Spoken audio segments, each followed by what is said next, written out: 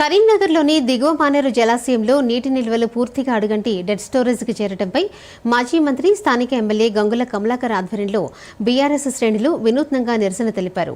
MLD dam లోపల నీరు లేని ఖాళీ ప్రదేశంలో బీఆర్ఎస్ నాయకులు, కార్యకర్తలు క్రికెట్, కబడ్డీ, హాకీ, ఫుట్బాల్ లాంటి క్రీడలు వాడి ప్రభుత్వ నిర్లక్ష్య తీరును విమర్శించారు. అనంతరం గంగుల కమలాకర్ మీడియాతో మాట్లాడుతూ జలాశయంలో నీరు లేకపోవడంతో కరీంనగర్ నగర ప్రజల త్రాగునీటికి, హుజూరాబాద్, మానకొండూరు నియోజకవర్గాల రైతుల సాగునీటికి ఇబ్బందులు మొదలయ్యాయని ఆవేదన వ్యక్తం చేశారు.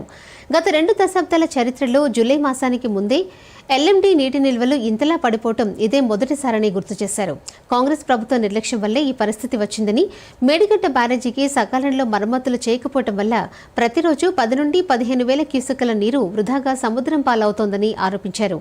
వెంటనే కాళేశ్వరం నీటిని మేడిగడ్డ నుంచి కన్నెపల్లి, సుందిళ్ల, అన్నారం మీదుగా ఎల్లంపల్లికి తరలించాలని డిమాండ్ చేశారు.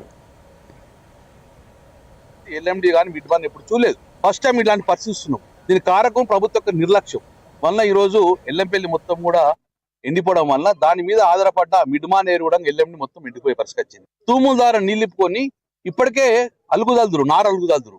కానీ ఇప్పటి వరకు ఈ రోజు వరకు కూడా కొత్తపల్లి మండలం ఉన్న 7-8 గ్రామాలు నీళ్లు లేక, అలుగుదలతో నీళ్లు లేక ఇంతవరకు అలుగుదల నారు పోయలేదు. మరి ఇలాగే కొనసాగితే ఈ సీజన్ మొత్తం కూడా రైతులు నారు వేసే పరిస్థితి లేదు. ఈ రోజు 5.5 టీఎంసీ నీళ్లు ఉన్నాయి. అంటే ఇంట్లో 3 టీఎంసీ నీళ్లు డెడ్ స్టోర్ అయిపోతుంది. 3 టీఎంసీ నీళ్లు డెడ్ స్టోర్ పోతుంది. అంటే నీళ్లు ఉన్నాయండి ఇప్పుడు 2 టీఎంసీలే. ఈ 2 టీఎంసీ వలన కరీంనగర్ నగరానికి తాగునీరుకి అవసరం ఉంటుంది. ఇలాగే ఒక 4 నెలలు కొనసాగితే మడ్ వాటర్ తోటి నీళ్ళు ఇచ్చే పరిస్థితి లేదు. దాంతో పాటు ఎల్ఎంటీ మీద ఆధారపడ్డ హుజూరాబాద్ కానీ, మానకొండూరు కానీ వీళ్ళందరూ కూడా నాట్లు వేసుకుంటారు, సాగునీరుకి వస్తాయి. వారికి కూడా నీళ్ళొచ్చే పరిస్థితి లేదు. అంటే ఇటు సాగునీరుకు, తాగునీరుకు ఈ రోజు ఇబ్బంది పడే పరిస్థితి.